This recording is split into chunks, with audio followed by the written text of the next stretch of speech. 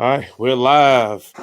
Welcome everybody. Let me, I guess, turn on my light. So I'm already dark enough. I need to get a little bit of light on me, just a little bit. There we go.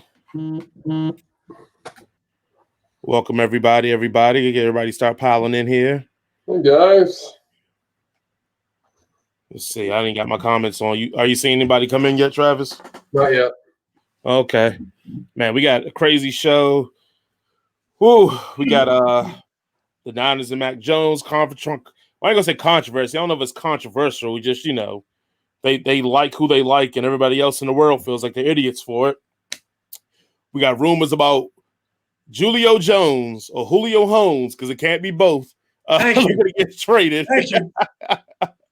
Thank you. We got LSU women's basketball.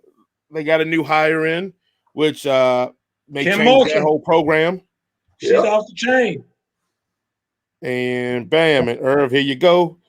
So we got that going on, and then we got Charles Barkley is actually, having some beef, barking at them Georgia fans. He had some comments about the young Southern Belles and Georgia. I guess the Peach Girls. He had some comments about that. We got Kanye West had a tennis shoe, the Yeezy shoe, go for $1.8 million. We're gonna talk about that too. Yeah. And then, don't forget, we got other stuff on here. We ain't going to exclude Brett Favre ass. We're going to get at him. We're not going to exclude the LeBron James tweets and all that. So we're going to get at him as well. Hey, so Mr. jam-packed show, man. Mr. Butler, how y'all doing? And I get to make an announcement today. Uh-oh. Oh, yeah. I got one question before we get started. Irv. What's happening? Are you gonna show us the shoes? Not from my house.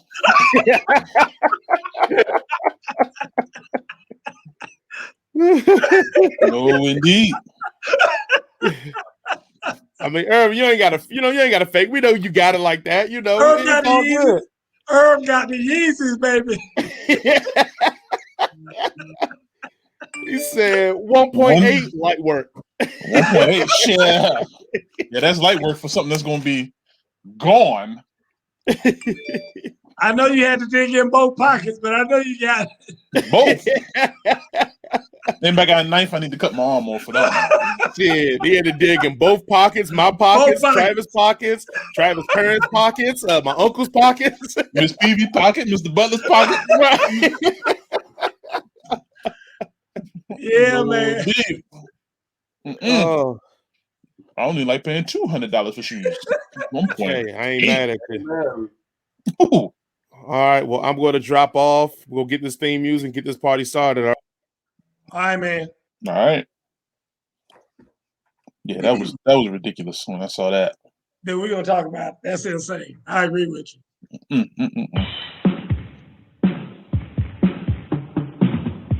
Play the clock. Oh, you already know what it is, man. Ooh and Jay, they coming through. Straight no chaser. Straight from the hip. Straight from the hip, don't need no script, just need a microphone. My man Coach Boo gon' take you to the entertainment zone. They got the stats, the this and that to keep this show on point. And when we done, we have some fun and rock this funky joint. So if you will, sit back and chill, give us a chance to show ya. If one of y'all would like to call, we'll talk just like we know ya. We take control, then start the roll, and then there ain't no stopping. It's time to dip straight from the hip. Hey, y'all, let's get it poppin'. Sometime I welcome you straight from the hip. I'm your host, Coach Gerald Boo Mitchell, coming to you live from the Exalted Palace here on Black Mania. With us today, we also have Mr. Travis Butler. How you doing, Travis? I'm doing well. How are you guys today? I'm doing all right. I mean, that's an ugly shirt you got on, but it is what it is. Come on, it's a lovely shirt. And then we have all the way from the what is DC now? What kind of capital is DC? From it's still the district. The district of Columbia. I know that. I'm saying, they normally say it's like the dope dealing capital of the world. Oh, no, we want to keep this positive. We're going to say Chocolate City. Even though it's no still longer, Chocolate City. it's still the numbers is coming closer now. I hear you. Well, all the way from Chocolate City, DC, we have Big Irv. Irv, what's going on, man? I'm doing all right, man. Changing locations. I'm at the basketball court right now. Earlier, I hear you. I hear you. I know. We're gonna talk about them shoes you were wearing out there too. Here in a few. First of all, listen. Speaking of people being in places that they were not, I don't know where this came from. I was getting all this smoke about me being at the National Soccer Museum or something like that. Thank you, Irv. Thank you, Irv. Jay, roll those pictures. I want everybody to see these pictures that were taken where somebody thought it was me out there, Irv. Now look at these pictures. When you see these pictures, you will clearly see that it was not me. Look right there. Look, that looks close. Look at these pictures. Yeah. Show some close up, Jay. Jay, show a couple more pictures, Jay. Clearly, you will see. Look right there. Hey, Coach, you look good right there, man. Look right there. That is black man all the way. That is not me. Black man was called in by the National Soccer Society to go down there and save soccer. You know, they were talking about all these super teams and all that. So he called me and said, hey, man, come on, go with me to Frisco, Texas, so we can save soccer. I said, Black, I can't do that. I said, if I were to do that, I would ruin myself on my show because people know I do not like soccer. So they say, he said, man, just come with me. Help me out. I said, Black, I can't do it. I can't do it. So there you see black man right there going into the National Soccer Hall of Fame. I just want everybody to see that is black man. It is not me. That's all I got to say.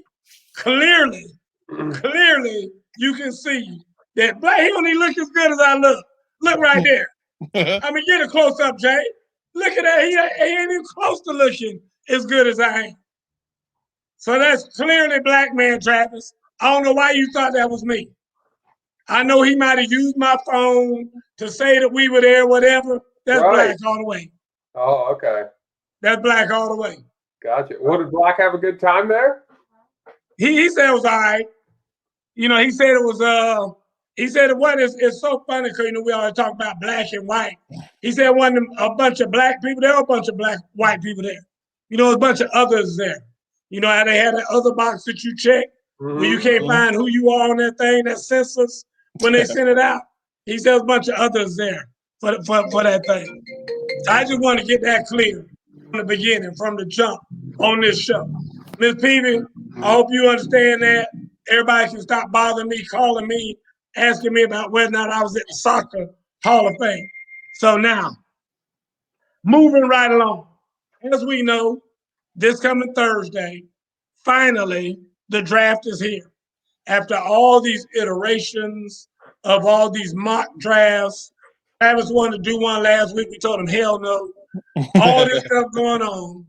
And I think it's just interesting to me that my favorite team, which is also Jason's favorite team, is the San Francisco 49ers. And there's been a lot of talk about what they're going to do at the third pick. Everybody thinks they're going to pick a quarterback. And they're thinking the quarterback, at least Las Vegas says, the best odds are going to be they're going to take Mac Jones from Alabama. First of all, Travis, what do you think about that? I think they are going to take a quarterback, first of all. You don't trade up from, what were they, 12 to 3 and give up everything that they gave. Jay, we're getting some feedback from somewhere. Go ahead, Travis.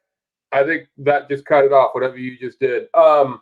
Yeah. You don't move up from, I think, what they were 12, a few months ago, and they traded all the way up to 3. You don't trade and give up everything that they gave up to not go for a quarterback. So they're definitely going for a quarterback. Yes, all the rumors are saying Mac Jones. I'm still not sold that it's going to be him. I got a sneaky suspicion it may be Trey Lance, actually. I think he may be the guy. And I think they did say that the same report that's kind of leading Mac Jones, it said that it's down to Mac Jones and Trey Lance. I wouldn't be surprised if it's Trey Lance, actually. We can get a nice little shock early on for the NFL draft. I don't know how well he fits that system, but I'm not convinced it's going to be Mac Jones. Okay, Irv. Now, I don't remember if I said it or not. I thought I said Trey Lance was going to San Fran too. Okay. It's to me, it's either a quarterback or offensive lineman. But I just got a feeling with the last couple of years with Garoppolo's injuries, I think that it's going to be a quarterback. I can't see him passing that up. Because what else do you guys need that's that important? Right. Well, here's my if you asking me, we need a whole lot. I mean, we need a whole lot of stuff. Well, if you moved up to 3, yeah. In my opinion, I think we could. I know our defense is good. I think it can be a lot better, but I don't think you can ever not have good enough good offensive and defensive linemen, because you're gonna win the games in the trenches. So anytime you get a chance to get make that better, okay. Jimmy G. Here's the thing about this is why I think it's hilarious, because long time ago when I was saying get rid of Jimmy G, they were holding on to him. Yeah. Like he was the chosen one. He was our future. So I just find it interesting that now they want to draft a quarterback because I guess they decided he's not the future. I'm watching all the sports shows I watched today, everybody seemed to think that Jimmy G will not be there. They're projecting he might go back to Belichick with the Patriots. Yep. So, at least there's somebody who believes in him and likes him. So it's going to be what it's going to be. So, hey, Joe Madden, good to see you, young lady. But I'm not, and I would love to hear what you guys have to say about that. Joe, do you think that Jimmy G is going to remain in San Francisco? I don't know.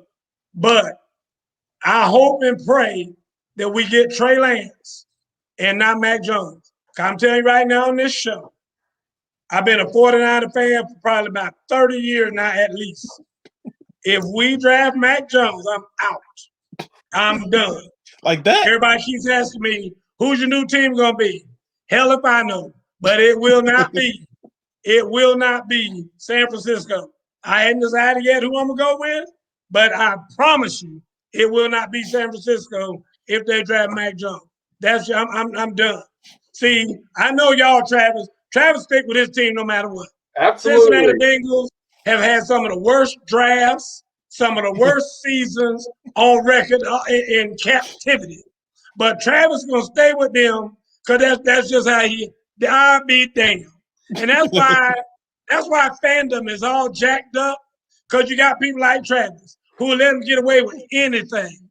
Let them get away with any damn thing. They're going to be there no matter what. Well, I'll be damned if that's me. So I'm telling you right now, draft Mac Jones, my ass is gone. Tell you that right now, point blank. Irv, what do you think? Talk to me. Look, I'm kind of on the side with Travis. We kind of took a stand the last couple of years here in Washington, though, with all them crazy years that they done had, and became the lowest attended team in the National Football League for 3 years straight. Well, there you go. Thank you. That's what you should do. If they're not giving you the damn product, don't go watch the damn game. Yeah, but he's still a fan, though. You don't have to go to still not be a fan. Yeah, I'm still there. Travis, the only reason your ass ain't going is because it's damn 4,000 miles away. If it was the damn Atlanta Falcons, just like that damn jersey you got on now, your ass will be down there watching. So don't act like that's it. Don't act like that's not the reason why you don't go. If they were in town, if they were Cincinnati Bengals, and you lived in Cincinnati, your ass would be out there on the front row. Maybe not the front row, but I'd be there. I know. Like I said, that's what's wrong with fandom right there. That's crazy as hell. So anyway, moving right along. Now, this was some good news for me, but this would have been better news had it happened 5 years ago when I first said it should happen. The Falcons are finally talking about trading Julio Jones. I'm just going to let y'all comment on it while I catch my breath, because I'm about to explode up here. Irv, tell me what you think. We lose Irv. Travis, tell me what you think. Yeah. little shocked, but then when you look at numbers and you look at salary cap, it makes sense. I think it's probably the right time for him to go. Especially Atlanta, they've been kind of struggling the last few years, obviously, and they had their window with, the Super Bowl, loss that we all know, and then the next year they lose in the playoffs as well, and ever since then, it's been going downhill. So, and Julio has definitely declined the last few years, both in terms of yardage and of course touchdowns. That's something that he doesn't get a lot of, as we all know. So it does not surprise me. I'm kind of with you, Coach. I know we've had this conversation. I probably would have done it a year or two ago. I know you were 3 or 4 years ago, if not 5. But I think it's the right time. Calvin Ridley's a good quality receiver. And, he can definitely step into that number 1 role. They're at pick number 4. And if they want to take a guy like Devontae, Smith from Alabama or Chase from LSU, bingo, there you go. There's your new number 1. And it definitely makes sense. I don't know what they're going to get for him. I don't know what they want for him. I don't see any team giving anything more than, a 2 or a 3 for Julio Jones. So it'll be interesting to see what they can get for him. I love seeing Jason. Jason got all these low lights for Julio Jones. Thank you, Jason. I appreciate that. That's how Julio Jones runs a fade route right there. He goes and tries to push off the guy, and that's how he runs a fade route. Look at this right here. That's not how you run a fade route. That's how he runs it. He goes and tries to just be a bully and try to watch this right here. Just being a bully and pushing off somebody. That's how he runs his route. Guys, here's the deal. Miss Hood, I know this is a shocker to Miss Hood. I'm just going to let's give like a half a second to Miss Hood so she can catch her breath. Because, Julio's her man. And she says he's still good to look at. Oh my God, look at Miss Hood. Miss Hood, bless your heart. Yeah, I'm not watching football for that there, Miss Hood. Miss Hood, bless your heart. But anyway, my thing is this. Jason just said it. Julio Jones is 32 years old right now. If they had done this 5 years ago, like I asked them to, and I said that they should have done, 5 years ago, he would have been 27 years old. A 27-year-old Julio Jones would have been a great trade at the time. A 32-year-old Julio Jones who has been through numerous injuries. I mean, one of the raps on him is he can't play a whole season. Absolutely. I mean, the bottom line is that with his injury record and everything else now, Julio Jones is not going to be worth very much on the trade block. He's just not. So, I mean, I'll be honest with you. As much as I hate to say it, I know people might not believe this. Now, I don't think it's smart to trade Julio Jones. I say you keep him and you bring in somebody else. They're talking about they might get the big tight end from Florida and with the 4th pick. And that will be a lot to deal with if, Matt Ryan can get it together. And now you got that tight end, you got Julio, and you got the other wide receiver. What's the name? Number 18. Calvin Ridley. Calvin Ridley, thank you. You have the 3 of them. And, I mean, that's a lot for a defense to have to contend with if you have any type of running game. Right. So, I mean, my thing now is the smart move is go ahead and stay with him now. Well, the only problem with that, and we haven't brought it up yet, is the salary cap problem that Julio presents and that the Atlanta Falcons are in. Right now, they hardly have any money to even be able to pay the guys they're going to be drafting as rookies. Like, they are straight, like, borderline on the salary cap, and his salary number is, somewhere in the double digits of millions. And, if they get him off the books, I believe after June 1, they save like $6 million out of the cap, which you got to think, just that's a big number for just, cutting a guy. So that they're in salary cap hell right now with Julio, and they really can't afford to keep him and Matt Ryan. So you kind of have to make a decision. Well, people will watch all those highlights and say that a lot of those missed touchdowns were because of bad throws by Matt Ryan. Coach, if you're the GM and you have to choose one to let go of, Matt Ryan or Julio, who would you let go of? I'm letting go of Julio. I'm letting go of Julio.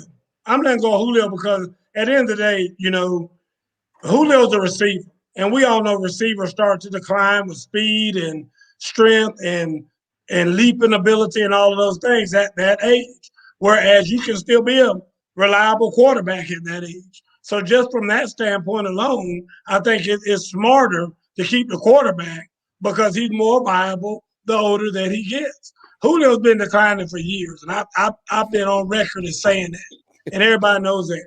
So, yeah, I know it's Julio. It ain't Julio, it's Julio. Yeah, Julio right, Jones or Julio Holmes. It can't be both.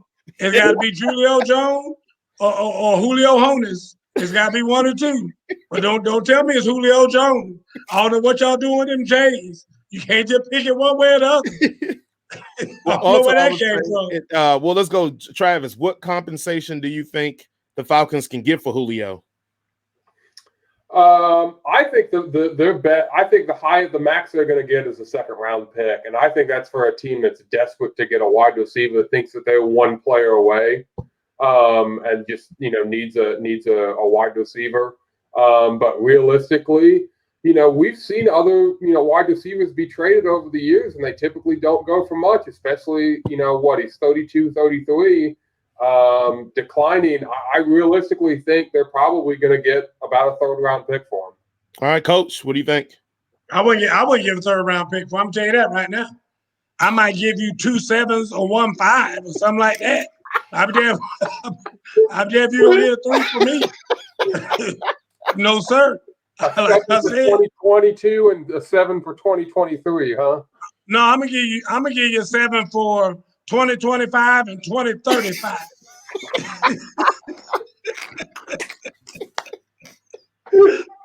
That's what you're gonna get from me. Now, I ain't gonna give any more than that. I'm telling you that now. Dude, he's shot out. I've already said this. They don't even use him in the red zone. And you just saw why.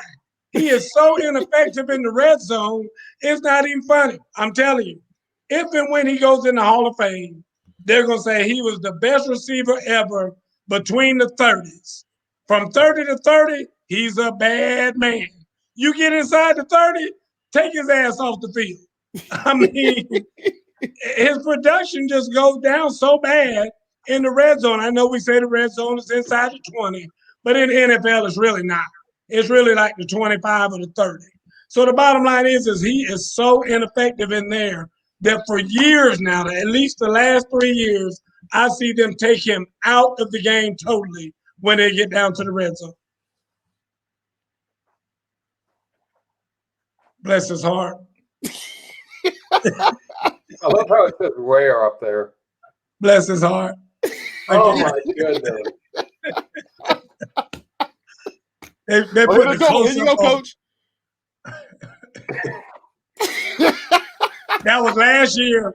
National TV, I saw. Bless his heart. Look at that. I told y'all let that man retire. I said let him retire. Look at that. That's just sad to watch. And that's supposed to be a Hall of Fame. Supposed to be a Hall of Fame. Look at that ball went straight through his hand. Straight through his hand. That's your boy. That's your boy, Miss Hood. That's your boy. I hope he turns into a model or something for Miss Hood. It was ruled incomplete. There you go. So, guys, I've been saying this for a long time. And if he does get traded, I mean, whatever. I mean, I hope he goes somewhere other than here and wins a Super Bowl if he gets traded. I mean, I really do. Because like I said, I would love to see him with a ring.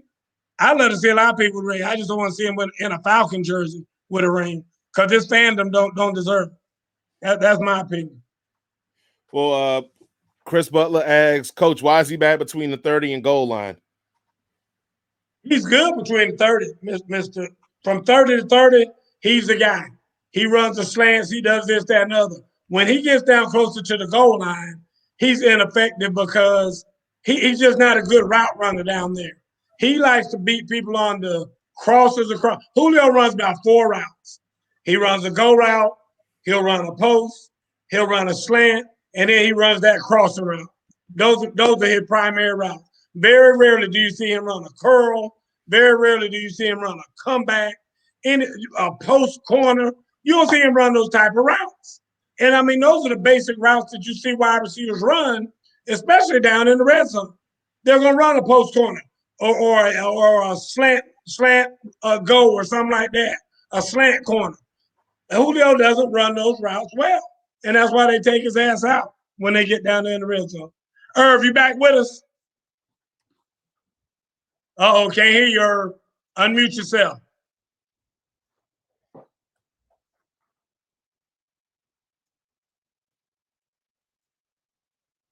We still don't have Irv back all the way yet. We'll get him back in a second. Working on it. I wouldn't be surprised if they trade him to Kyle Shanahan and the 49ers. Coach is leaving, so he can come. Go ahead, Coach. Yeah, I'm telling you that right now. You got for us?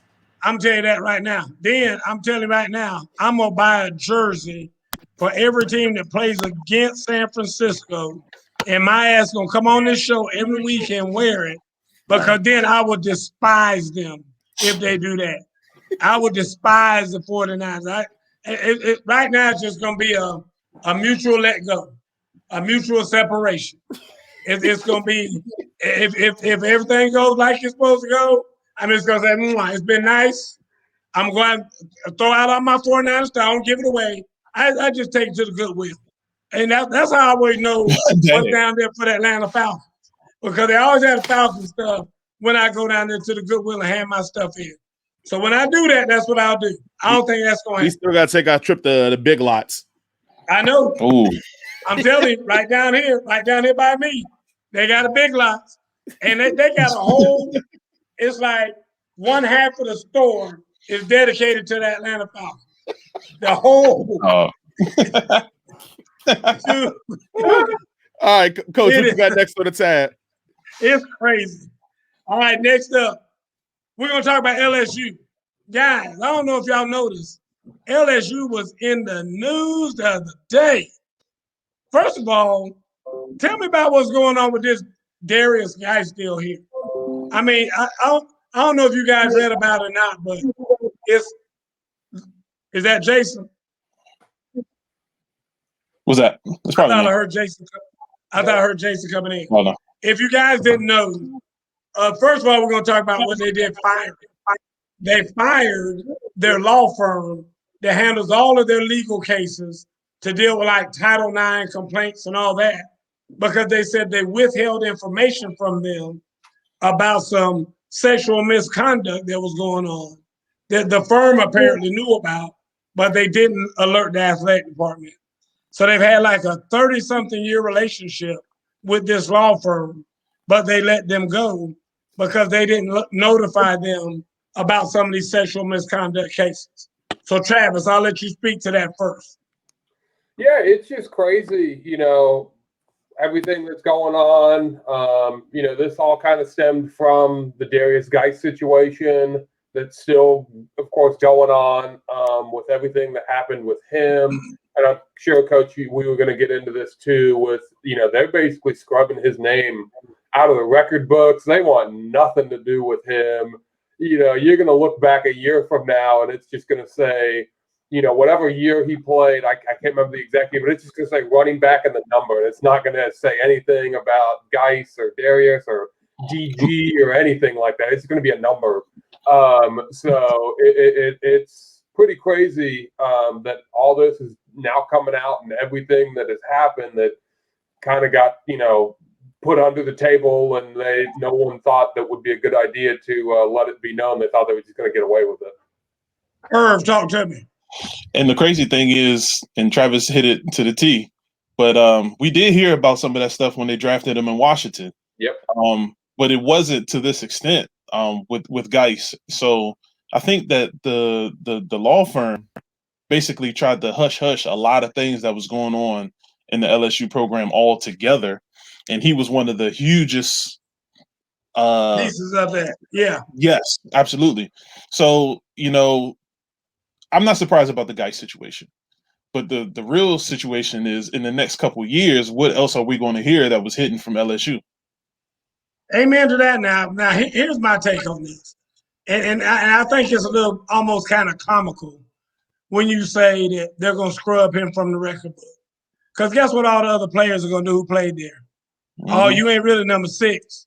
That's really where Derrius Guice was really the 6th greatest of all time, because Guice would be right there.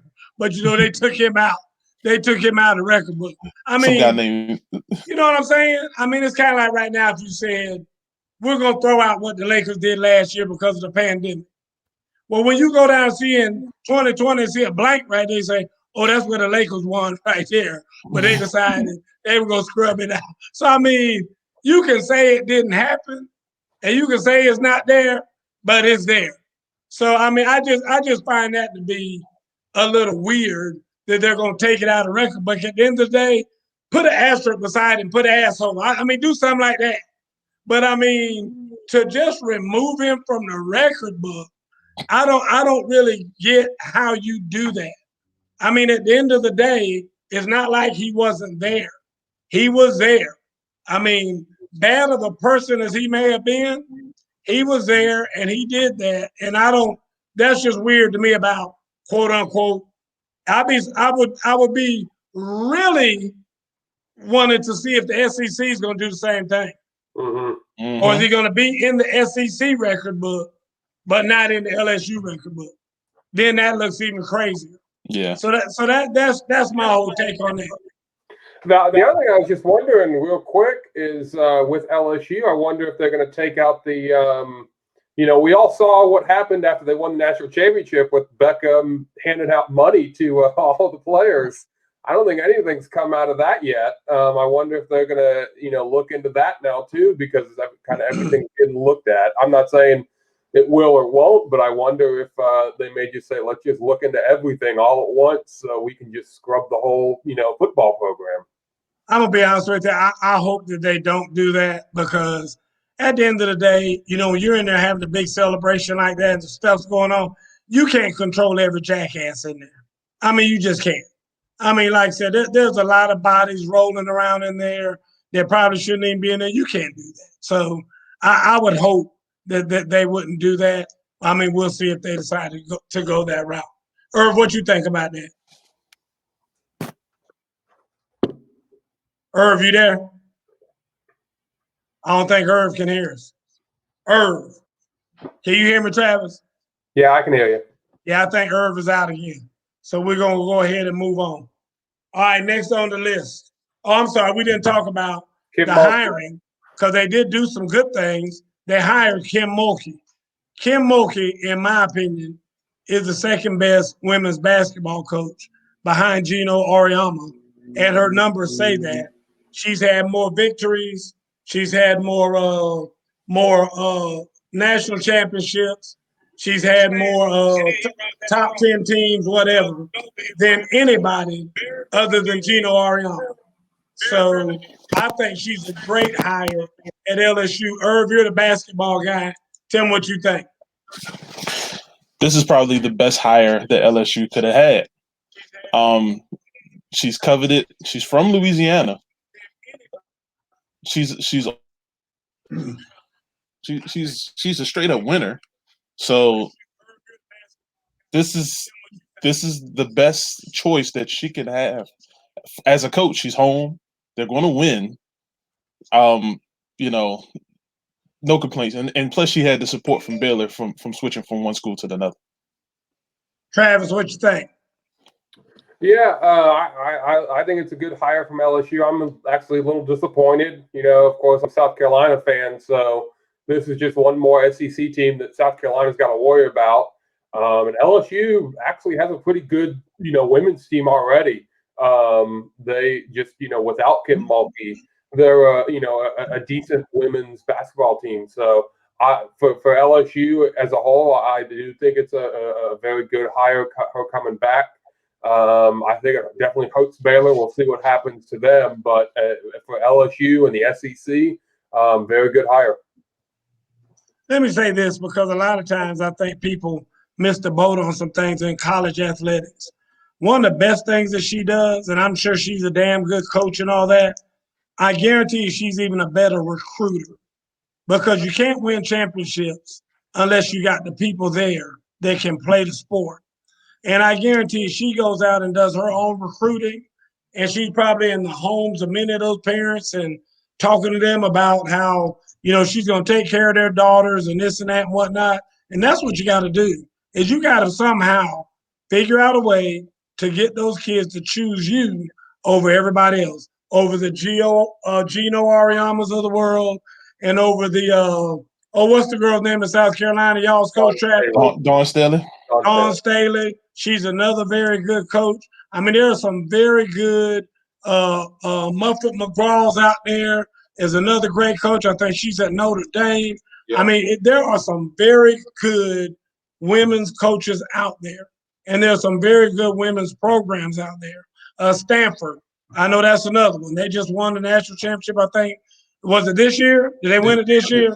Yeah, they won it this year. Yeah, they won it this year. So that's what I'm saying. There are some very good programs out there. And for her to go and get the players that she wants, to come to LSU is what's going to make her successful.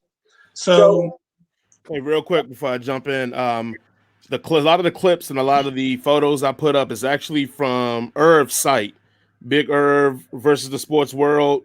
I believe it's a group on Facebook. So I'll have Irv and I'll get him to shout it out at the end, but check it out. Join the group. I mostly get all my sports information from his group because he gets up there pretty quickly with it. So just wanted to shout that out where we get most of our clips, because I got people asking, where do we pull our clips from outside of YouTube? It's usually I get it off Irv's site. So shout out to Irv on that. But yeah, continue. Okay. Hey, Jason, checks in the mail. Thank you. Real quick, I do know a little bit with Kim Mulkey, this situation. I think she had a player, one of her players had a child, in college and still, on the team, and she was helping out her player with, odds and ends type things, legal NCAA things like, maybe watching the kid while the player was in class or something like that, because she of course is a mother herself, so she's really helped, and there have been multiple situations of her helping out her players on difficult situations like that, showing that she really cares and wants to help and make a difference. Yeah, I've never heard a bad word about Kim Mulkey, like, at all, and she's been in the game coaching for years. Yep. So, that's why I said she's going to bring a good word and good ear to LSU. Absolutely. Well, let's talk about somebody, speaking of bringing a good word. Let's talk about somebody who didn't bring such a good word. Let's talk about Charles Barkley. Did y'all hear the comment Charles Barkley made about the University of Georgia? I did. And how they named their mascot? Jay, go ahead and roll that clip on Charles Barkley. And y'all listen to these comments Charles Barkley made. Have you noticed my bow tie tonight? I noticed a little Georgia Bulldog. I mean, I think it's cute the way y'all name your mascot after the women who walk around down there, Bulldog. Some things dignify a response. Offended. Georgia Every Auburn Saturday. in Athens. Only the ugly ones. Only the ugly ones got offended. Hey, sorry.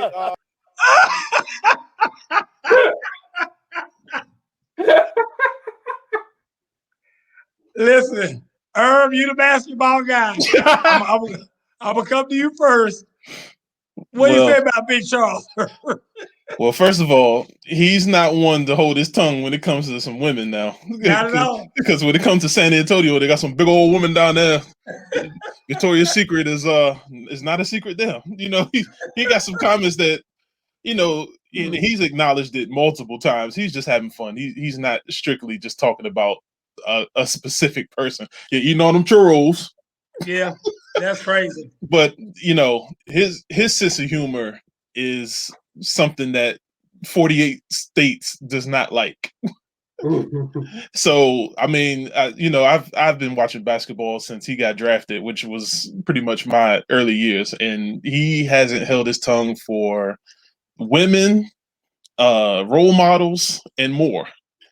But if you don't know his sense of humor, you're gonna take it the way that everybody's taking it right now. All right, what do you think, Travis?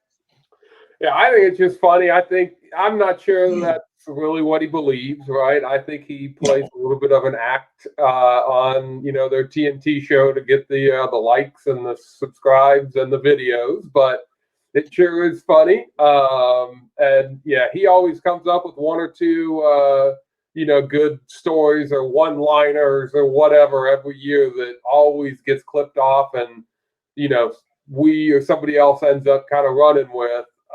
So he was probably just had a bad day and wanted to get on one, and saw his co-host with his Georgia Bulldog tie, and of course he's an Auburn guy, so he's got to make a comment about Georgia when he's Auburn. So yeah, that's I don't think he means it by any means.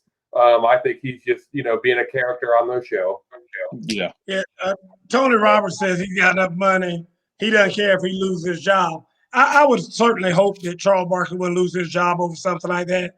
Guys, it was a joke. I mean, if we can't laugh about that kind of stuff, then shame on us. And I mean, I would really hate for him to lose his joke. I mean, I've actually had the pleasure of knowing and meeting and seeing Charles Barkley many times. He used to live in Leeds, Alabama. That's where he's from. And I lived in Birmingham, and he would come to the gym to shoot basketballs all the time. So I talked to him numerous times. And then when I got to go into the SEC Legends at our ceremony, me and him and another one of the SEC Legends went out and spent the night out and had a good time. So Charles is a good guy. He's a very lovable, very friendly, real nice guy. I think a lot of times you see sides of him that or might be a little bit coarse and whatnot, but it's just because of what people ask him. And they ask him things that are controversial because they want to get a rise out of him so that they can get a little 5-10 second something they can show on TV or whatever. So a sound bite. So in any event, I don't look at that as being anything but funny. I will watch that clip over and over again when I feel like I want to laugh, because it's one of those things that you do that for. And we wanted to share it with you guys on here. I hope nobody's offended by it. I think that it was just absolutely hilarious that he did that. Before we go on and talk about Er's tennis shoes, let's talk about something that's a little bit more important that happened this week that we want to talk about. And we want to talk about LeBron James. The King was back in the news again. And I guess I actually wrote this when I saw it. To tweet or not to tweet, is that the question? Here's what bothers me about all this. When LeBron James gets upset and has an issue with something that somebody's doing or whatever the case may be, you can't have it both ways, because this is what happens. Some people want LeBron to go out there and talk about everything, and they're always shoving a microphone in his face. How do you feel about this? How do you feel about that? Other people are in the shut up and dribble, but you can't have it both ways. So when he found out that somebody in his home state of Ohio was killed by a police officer, was shot and killed by a police officer, he put that tweet out saying, "You're next," as in the whole Derek Chauvin trial. You're next. Hashtag accountability that you see right there. He later pulled it down when he found out the circumstances that were involved in the case. That the man shot the girl, but the girl had lunged at somebody with a knife, and so he shot her to keep her from hurting someone else. Now, there's all kind of issues in there that we're not going to get involved in this show, because when you do that, you get to where you are second guessing and doing all these other kind of things. I heard one account say that the man shot the girl 6 times and this and that and blah blah blah blah blah. But as you see what LeBron wrote here, and I'll read it for you if you can't read it. I'm so damn tired of seeing black people killed by police. I took the tweet down because it's being used to create more hate. This isn't about one officer. It's about the entire system, and they always use our words to create more racism. I'm so desperate for more accountability. Now, I will say this, and I'm not a guy that's going to hop on Twitter and hop on Instagram and send something out in a moment of rage. I don't do that. But I share LeBron's sentiments about seeing black men, black women, whatever, being killed by police, because it just seems to happen every day. I mean, as we are upset or we're celebrating, you know, this whole thing about Chauvin and whatnot, 2 or 3 more went down that same day. And it's just like, when is this going to stop? And it just seems like it's never ending. So I can understand him being upset and whatnot, but in any event, I would not have reacted the way that he did. Irv, tell me what you think. Yeah, I'm with you all the way. Now, I've been known to throw some words out on Twitter myself, but it's not to the extent that if I ever get famous, somebody can look back at it and say, "Well, look what he said here." But yeah, when I first saw it before he took it down, because I am a follower of LeBron, I didn't take it the way that everybody took it. Like, my first thought process was, he did that because it's his home state. The situation wasn't good at all. And then we had another situation where the officer used the gun first, where they could have used the taser. I think he felt the same way with that situation as well. I think now it's just so many people are going to the end all be all before the calm down situation steps in the whole, you know, in every police situation. Like, if you're really fearing for your life, you have to try to attempt to calm the situation or slow down the situation before you take your gun out and handle it that way. I agree. Travis. Yeah, I agree with what you guys just said. I don't have Twitter, so I didn't see any of this. I heard about this, a day or two after this stuff even happened with what he said and then took down and then reposted and all that stuff. So I didn't even see what was going on. I have a feeling it was a case of he wanted to say something and he did. Because it was important to him, and especially in the area in Ohio, and then his agent or somebody said may not be the best. He may not be the best decision to do something like this because he's such a big public figure, and that's got to be tough for someone with at LeBron's stature. That he's almost damned if he does and damned if he doesn't. If he says something, he's going to rile up one group, and if he doesn't say something, he's going to rile up another group.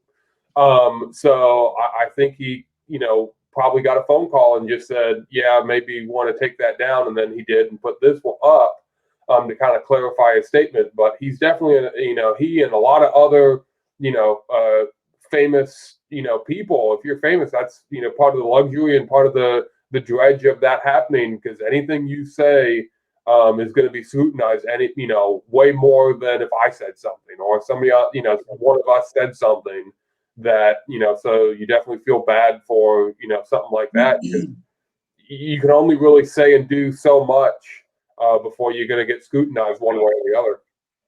Where do you guys stand on, and Irv, I'll come to you first.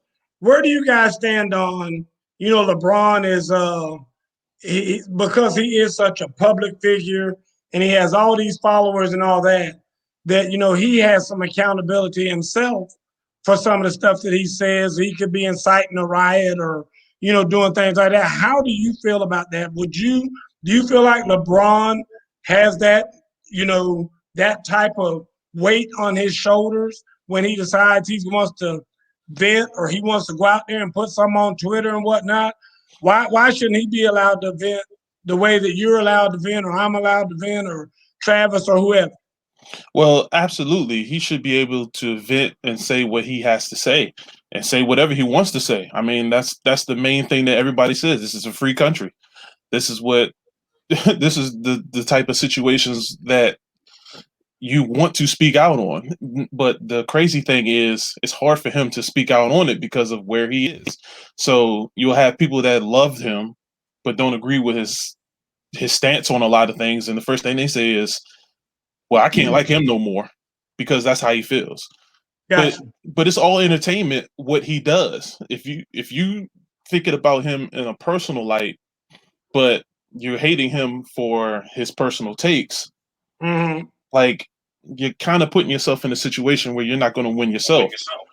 So I mean, on one end, I want him to speak out because he does have that platform, but he has had situations where he said he won't speak on certain things because he needs more research. So I think he had that one glitch in the matrix where he just put out that tweet and then he went back and thought about it.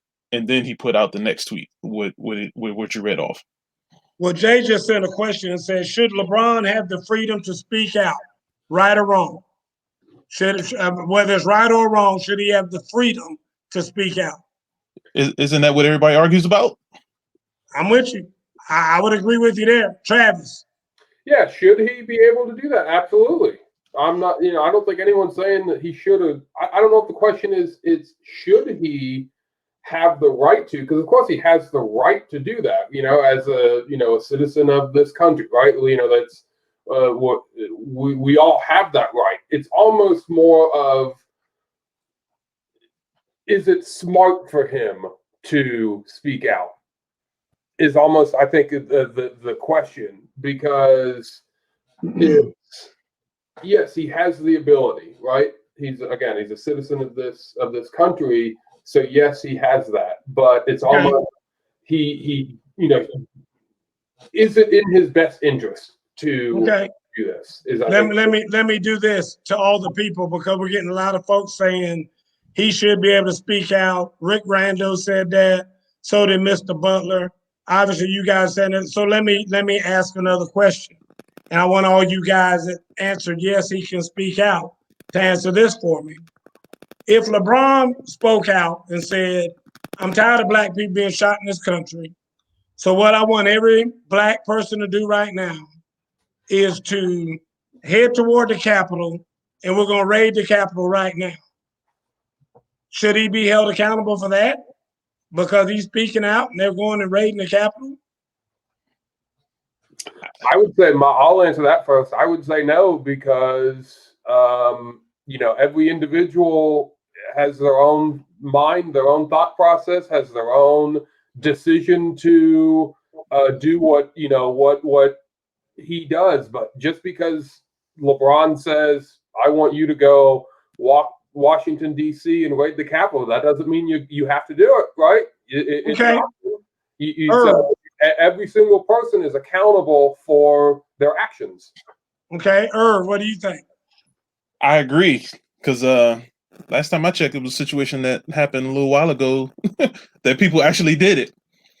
You got idiots that will follow that step, though. If somebody comes out and says, yeah, we got to, everybody go get a gun. We're going to jump to the White House. We're going to handle this ourselves.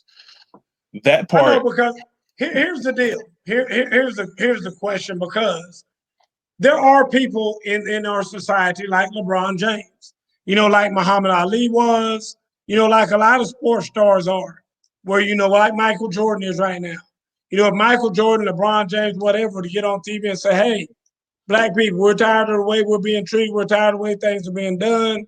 We are going to boycott Georgia, because, we're not going to do anything in Georgia because of what they're doing with the voting rights laws. Or they say, hey, Minnesota, with all this stuff going on in Minnesota, nobody's going to buy anything in Minnesota. And now things start happening with the economy, or whatever the case may be, et cetera, et cetera, et cetera. Is that something that you feel like should be, or even if they did say something that was illegal, not just boycotting, they say, hey, we're going to go out here and shut down I-85. Everybody's going to go out there and stand in the road. And now you have ambulances where they can't get through or whatever. should these people be held accountable for that or not? I think if it has a negative aspect, they should be held accountable. Because like Travis said, we all control our own bodies. So whatever I say that I want you guys to do, you don't have to do it. So, but if you're the main person that's starting a whole bunch of crap, you're going to be the first hit man on the list. You're going to be the first hit person on the list. Okay. So that part of it, yeah, you can't be the leader of a negative situation. No, not at all. Travis, last word. Yeah, like I said, he can say it if he wants to. I don't, foresee him doing something like that. But if he wants to do something like that, and people want to follow him, if he's just sitting on his computer, his iPhone, not doing anything, somebody else does it, it's up to that person, Joe Schmo, whoever, to do it. If they want to do that, and they should be held accountable because, at the end of the day, who was the one that did the crime? Was it LeBron James or was it, Joe Schmo? If it was Joe Schmo and LeBron didn't do anything, he can say whatever he wants to. So you don't have to listen to him. You don't have to follow him. Okay. I'm gonna close this segment just by saying this. I mean, the reason I'm asking these questions is, there's that old adage about yelling fire in a crowded theater. And, so that's what I would ask for some people to think about as we move on to our last topic of the night. Last topic of the night we're going to talk about, I guess you guys heard, Kanye West, I guess, is now in the sneaker business. I don't know why, but he chose to call his shoe the Yeezy, like Yeezy, the Yeezy. Jay, do you by chance have a picture of the Yeezys that we can put up here? That's the Yeezy right there. And those shoes, not just that one, thank God there were at least two of them, sold for $1.8 million. Now, I do not see any kind of rocket thrusts on the bottom of those shoes or anything like that that's going to make somebody fly or anything of that nature. I don't see, maybe there is a telephone on the bottom or something where you can call people using those shoes. To me, they just look like a pair of tennis shoes. So $1.8 million. Now, I was told that they were purchased by somebody who lives in Washington, D.C. Herb, can you show us the shoes?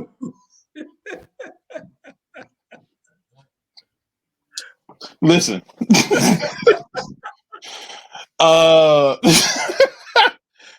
don't. Were those the particular shoes they sold for the one? That was them. That was them. So that's it right there. Now I do. Those are the originals. I do know that, but listen. The most expensive shoe I own is some foam posits. Those cost a pretty penny, but no, I'm not touching that 1 point nothing. If you have to describe a price that says 1 point, I'm out. He wore them at the Grammys. Is that what it is? Is that what makes him so valuable, Mr. Peaky?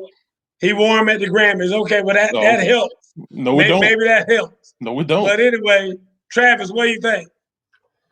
I think somebody's got a little bit too much money and they need to be spending it on somebody else. But you know what? What's the old adage? Don't spend somebody else's money. So if that's what they want to buy it, go for it. I ain't got that kind of money. I wouldn't buy it even if I did. But hey, if that's what they wanted to buy, let them buy it. So, but Travis, when somebody spends $1.8 million for some tennis shoes, I think it's okay for you to spend that money for them because they obviously are insane and they need some help knowing what to do with some damn money. Now, I was watching this on First Take today, and Stephen A. Smith said $150 is the most he spent for some shoes. And then they called him out on it. They said, well, I meant sneakers. He said, I will not spend more than $150 for a pair of sneakers. And I'm with Stephen A. I ain't spending that much. Guys, I'm telling you right now, if you look at all the shoes, and I probably own 50 pair of sneakers up there in my closet. But I guarantee you this, not one of them costs more than $80. Not one pair of those shoes up there costs. That's my limit. Hey, If it's more hey, than hey! How much was them Kyries? How much was them Kyries, man? those Kyries were on sale for $75, Jay, and I told you that. I told you that day. That's the reason I was gonna buy them because they won't sell. But I'm gonna tell you this though, Jay, and this guy's untrue. My son bought me a pair of shoes, tennis shoes. They cost like $150.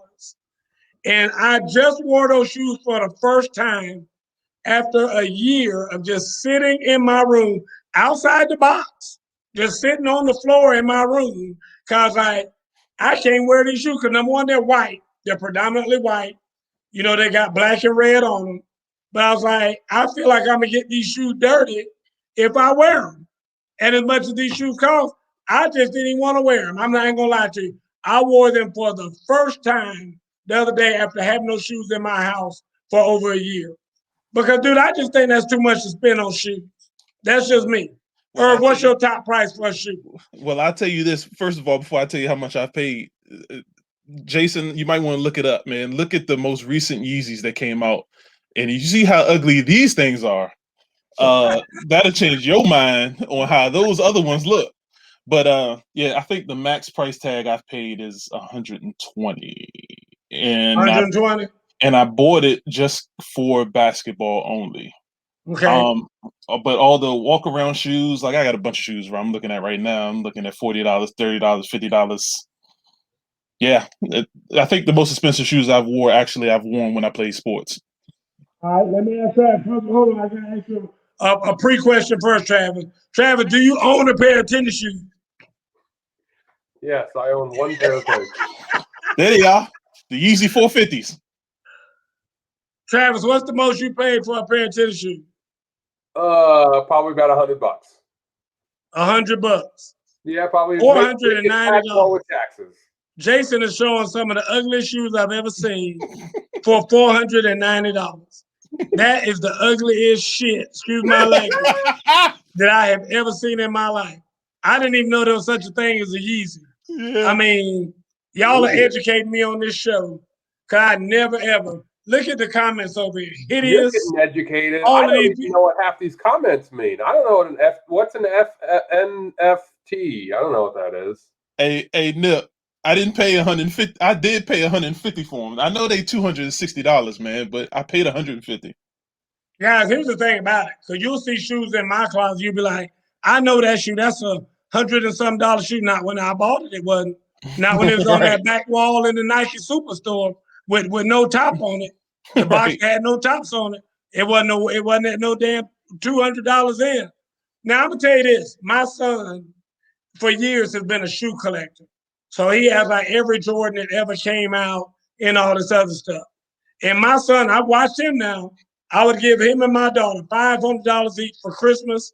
Back when they were coming up, I said, hey, we're going to have a limit on this thing. When I saw myself spending $1,000 a piece. So I said, I'm going to give you $500. My son will go buy 2 pair of Jordans and be happy. He like, I'm done.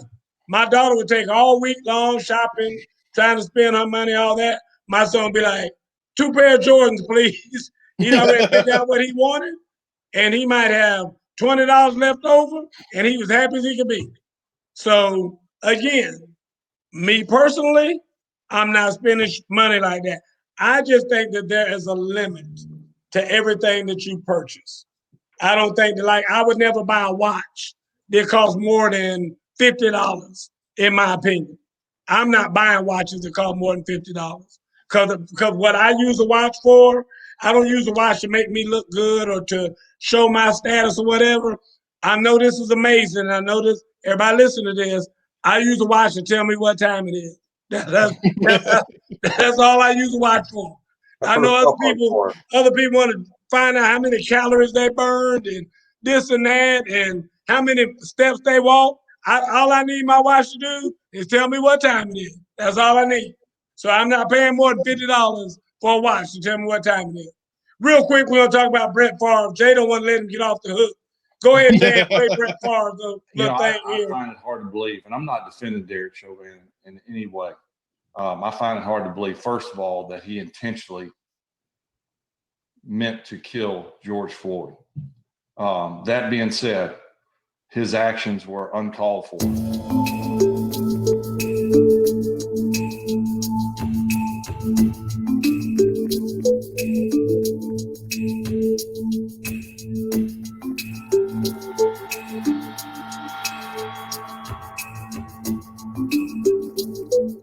I don't know what led to that video that we saw where his knee is on his neck, but the man had thrown in the towel, and it was just uncalled for. I mean, I'll let y'all do it. Then I'll close out the show. Go ahead, Herb. This is one of those shut up and dribble moments. But he, the one thing we do got to do is allow him to clear out a mistake that he felt he made. Second chance is what we live on in this country. But to say he didn't mean to kill anybody, none of us mean to do anything that's negative in our lives. But in the heat of the moment, we decide to do things that we're not happy about. So, I mean, you can't say that because you're not in his body either. So I know. Travis. Yeah, I agree with everything Herb just said. I don't really have much. This is actually the first time I basically heard about this. So yeah, just stupid remarks by an old football player that just needs to go away. I know. I mean, it's like Jason and I talked about it briefly earlier. I'm not a big Brett Favre fan and all that other stuff. So I mean, I could really care less either way about what he says. I do think it's just tasteless for him to say something like that. I mean, in light of the fact that he knows it's a big story and everything else. And I just think that sometimes you just need to learn how to just be quiet about something. And, you can feel the way you want to feel and all that. But, it's that thing that they say about, opening your mouth and removing all doubt about how stupid you are. So a lot of times it's just better just be quiet and let everybody think you're a fool than to open your mouth and remove all doubt. And I think that, Mr. Favre will probably learn from that little adage that we have right there. But it is what it is. Everybody got something to say or whatever. So anyway, folks, it's 9:05. We're actually 5 minutes overtime. We're about to get out of here. There you see the big man who's behind the scenes handling everything. Big J's are in here too. Thank you, Jason, for all that you do. Travis, Big Irv, thank you guys. There you see the site that he's talking about, Big Irv versus the People. He named his radio show after when he had to go to court. I had to, man. Your word against mine. And I'm always losing. And that's basically what my group is about. I want to hear what everybody's word is, and it's never everything I always say is devil's advocate. It's never my opinion. I just want to put my name on it, just because it's people scared to say the actual words. I hear you, and it's just when he went to court, it was the People versus Big Irv instead of Big Irv versus the People. It's my word against yours. I could delete your comment. And for Travis, for those of you who have not heard, Travis is having a girl. Yeah. Congratulations. Travis had his gender reveal party the other day. I was out of town. I did not wasn't able to see it. So congratulations to Travis. Travis, I can say I think for the Straight from the Hip Nation, we are hoping and praying that your daughter looks like her mother.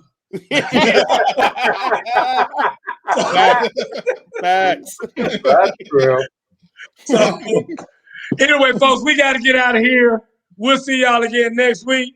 Let's all say a prayer for Miss Annette Hood, that Julio gets drafted to somewhere where there's warm weather or gets traded so she can go see her baby in his little tight pants and all that stuff.